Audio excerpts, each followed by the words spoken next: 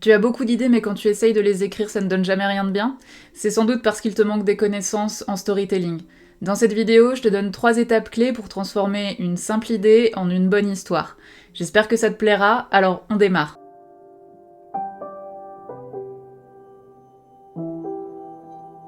Bonjour à toi, je suis Siaya, auteure de fantasy et conseillère pédagogique. Ici, on parle aussi bien de techniques d'écriture que de développement intellectuel. Comment dépasser les blocages, faire face aux défis psychologiques que représente le fait d'arriver au bout d'un projet de roman. Ici, je documente mon parcours pour devenir auteur, et au passage, j'essaye de donner des conseils pour t'aider toi aussi à aller au bout de tes projets. Que ce soit des pièces de théâtre, des scénarios de films, des campagnes de jeux de rôle, tout ce qui nécessite d'écrire en fait. Cette vidéo va être découpée en 2 parties. Donc dans cette première partie, on va parler de la phase d'idéation, vraiment ce moment où on est très prolifique, on a 1000 idées à la minute, mais où ça peut être difficile parfois de savoir par quel bout prendre les choses pour réussir à arriver à une histoire cohérente. Et donc on va aborder des sujets comme le point de vue ou la voix de narration qui sont un petit peu des bases en storytelling pour essayer de commencer à expérimenter et voir quelle tournure peut commencer à prendre notre histoire à partir d'une idée vraiment, parfois même un peu mauvaise au début. Parce qu'on est tous un peu comme ça parfois, à avoir 1000 idées à la seconde, genre ouais, je vais écrire Sherlock Holmes dans l'espace, ce sera sur des vaisseaux spatiaux, il mènera des enquêtes, et Watson ce serait un cyborg.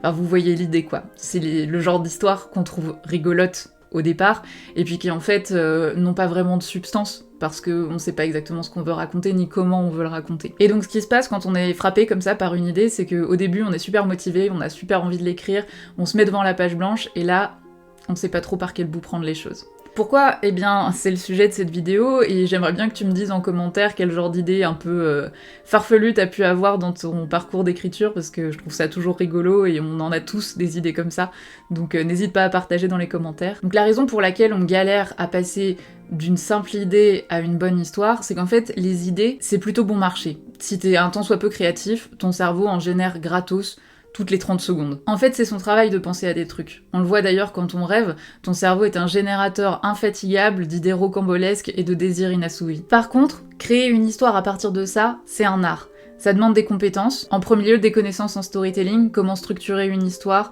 comment créer des personnages attachants et bien gérer leurs arcs tout au long du récit, quelle voie adopter pour servir au mieux ce que tu as envie d'écrire, et ça s'apprend, principalement par l'essai-erreur, mais aussi avec quelques petites techniques que je vais te partager aujourd'hui. Bien sûr, c'est sans compter sur les connaissances techniques et théoriques dont on a parfois besoin pour raconter les histoires qu'on veut raconter. Typiquement, si je veux parler de Sherlock dans l'espace, j'ai intérêt à me renseigner sur la théorie autour des vaisseaux spatiaux et sur comment on mène une enquête. La bonne nouvelle, c'est que, comme je le disais tout à l'heure, ces connaissances, elles s'apprennent, même si c'est souvent là que les auteurs en herbe s'arrêtent, parce que la montagne de travail leur paraît trop impressionnante. Un petit moment anecdote pour te parler d'un de mes projets.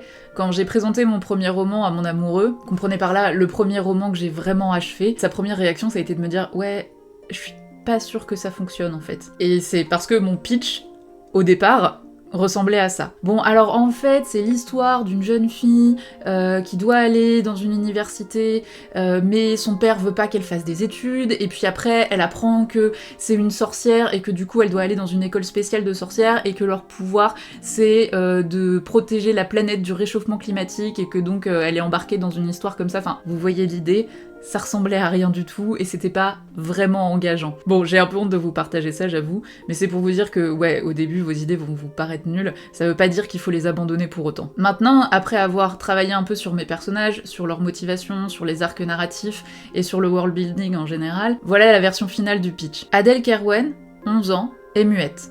Enfermée dans une vie de silence depuis la disparition mystérieuse de sa mère lorsqu'elle avait 4 ans. Tout a disparu ce jour-là. Les souvenirs, la voix d'Adèle et une partie d'elle-même qu'elle ne parvient pas à nommer.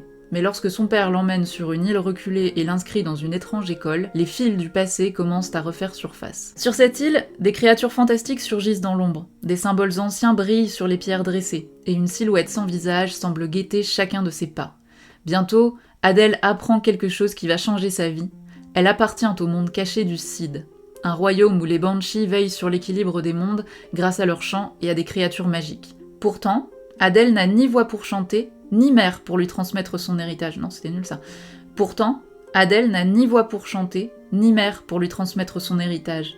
Au milieu des regards méfiants et des secrets enfouis, Adèle doit trouver sa place dans un univers où elle est à la fois une énigme et une menace. Un mystérieux livre indéchiffrable, dernier vestige de sa mère, semble contenir des réponses, mais pourrait aussi réveiller des forces maléfiques. Tandis que l'érosion, un mal ancien plonge inexorablement le Cid dans l'oubli, Adèle devra affronter ses peurs, briser le silence et découvrir ce qu'elle est prête à sacrifier pour restaurer l'harmonie. Et si la clé du passé et de l'avenir résidait dans la voix d'une enfant qui ne peut pas parler? C'est un petit peu plus engageant comme ça. Pourquoi? Parce qu'il y a du conflit.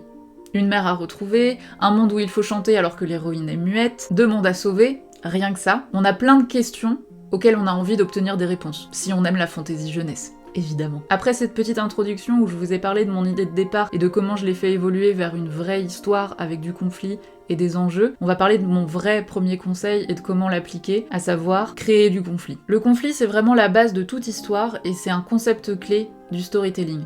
Pourquoi ? Parce que on n'a pas envie de suivre l'histoire de quelqu'un à qui il n'arrive rien, qui n'a envie de rien ou à qui la vie sourit en permanence. Sauf si vous aimez les fictions type James Bond, où là on parle pas vraiment de conflits internes aux personnages, même si les derniers films sont un petit peu différents de ce point de vue-là, mais il y a quand même du conflit puisqu'on parle d'espionnage d'État, etc. Donc il y a toujours à un certain niveau du conflit dans une histoire, même dans la cozy fantasy, même dans des choses qui peuvent paraître un petit peu plus tranquilles au départ. On a du conflit, on a de l'incompréhension, il y a des choses qui se passent, il y a de la tension, et c'est ça qui fait qu'on a envie de continuer de lire. Dans l'idéal, ce que tu devrais essayer de faire pour démarrer ton histoire, c'est de créer du conflit à 3 niveaux. Alors, entendez-moi bien, ça n'a pas besoin d'être la guerre des mondes non plus. On n'a pas besoin de créer des histoires avec des enjeux narratifs hyper élevés, si on veut juste raconter une histoire tranquille, mais il faut quand même qu'il y ait du conflit, et ce, à 3 niveaux dans l'idéal. Premièrement, le world building.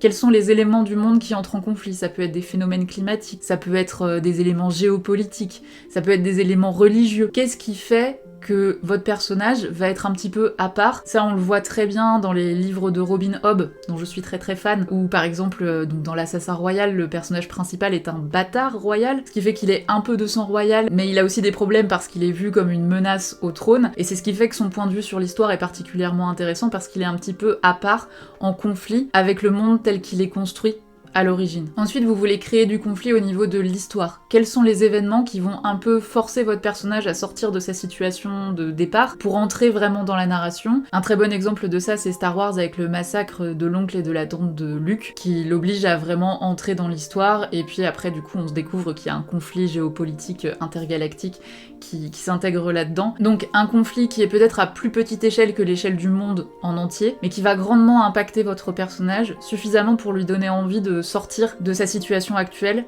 pour entrer dans l'histoire et commencer à devenir vraiment un protagoniste. C'est aussi ça qu'on appelle l'élément déclencheur. Et enfin, il faut essayer de créer des conflits à l'échelle de tes personnages. Ça peut être des conflits entre personnages. Par exemple, dans l'exemple que je t'ai donné tout à l'heure avec mon propre roman, c'est le père de mon héroïne qui l'empêche, ou qui en tout cas n'a pas envie qu'elle aille à l'école et qui la garde un peu enfermée chez elle. Mais ça peut aussi être au niveau interne du personnage, c'est-à-dire un défaut qu'il a ou une fausse croyance qu'il a sur le monde qui fait qu'il n'arrive pas à obtenir ce qu'il veut. Dans le cas de l'histoire d'Adèle, c'est avant tout le fait qu'elle est muette qui la sépare un petit peu du reste du monde et qui complique sa vie. Et c'est un conflit en fait qui est pas vraiment lié à elle, c'est pas un défaut, mais c'est quelque chose qui va avoir un impact fort sur l'histoire et qui va créer de la tension et de la difficulté pour le personnage. En créant des conflits à ces 3 niveaux, tu es sûr de garder le lecteur intéressé parce que c'est vraiment ce type de question, comment est-ce qu'elle va faire pour se sortir de cette situation alors qu'elle peut pas parler, qui va vraiment garder le lecteur intéressé jusqu'au bout. Si Harry Potter n'avait pas été l'élu d'une prophétie, il aurait encore ses parents et on n'entendrait pas parler de lui. S'il n'y avait pas eu une ligue de sorciers suprémacistes blancs, il n'y aurait pas d'histoire non plus. Et là, on est plus au niveau du world building et de la géopolitique du monde d'Harry Potter. Et si Harry lui-même n'avait pas une forte envie de trouver une famille et d'avoir des amitiés sincères, là on est plus au niveau du personnage et de ses désirs profonds, il n'y aurait pas d'histoire non plus et on l'aurait pas suivi pendant ces 7 années de scolarité. Mais une fois qu'on a des conflits à ces 3 niveaux, on n'a pas encore une histoire. Donc la prochaine étape,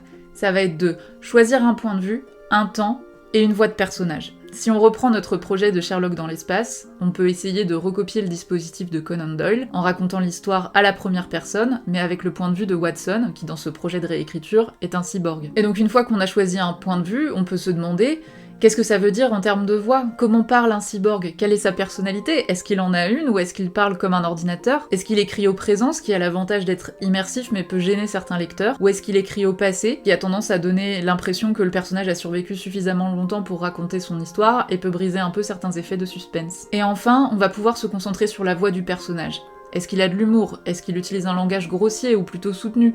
Ou alors un langage qui est pas toujours adapté à la situation et qui crée un petit décalage comique? Est-ce qu'il ment parfois au lecteur ou aux autres personnages dans l'histoire? Tout ça va te donner un cadre dans lequel situer ton histoire, et c'est très important, parce qu'une fois que tu as la voix de ton personnage, que tu sais un peu comment il s'exprime, c'est beaucoup plus facile de s'immerger dans le travail de rédaction. Donc je te conseille vraiment de poser tout ça par écrit avant de commencer, et tu peux même t'amuser à faire des castings de personnages en essayant différents types de voix, différents types de narration, au présent, au passé, et comme ça tu pourras voir ce dans quoi tu te sens vraiment à l'aise et vers où tu veux emmener ton histoire. Aujourd'hui on a parlé de 2 éléments clés du storytelling, à savoir comment créer du conflit à tous les niveaux de l'histoire, et choisir une voie de narration adaptée à ce qu'on a envie de raconter. Dans la prochaine partie de cette série, on va parler de comment appliquer la structure en 3 actes à ce début d'histoire qu'on commence à créer pour avoir une histoire classique avec un début, un milieu, une fin, intéressante à écrire et à lire. C'est tout pour cette première partie. La semaine prochaine, je te prépare un petit exercice pratique en plus du travail sur la structure en 3 actes, parce que oui, je me suis un petit peu attachée à cette histoire de Sherlock dans l'espace, et du coup je me suis dit qu'on pouvait en faire un exemple pour vraiment mettre en application ce que je viens de te donner comme conseil et ce que je te donnerai en conseil la semaine prochaine. Donc n'hésite pas à t'abonner pour ne pas rater ça. En attendant, je te dis à la semaine prochaine et bonne écriture!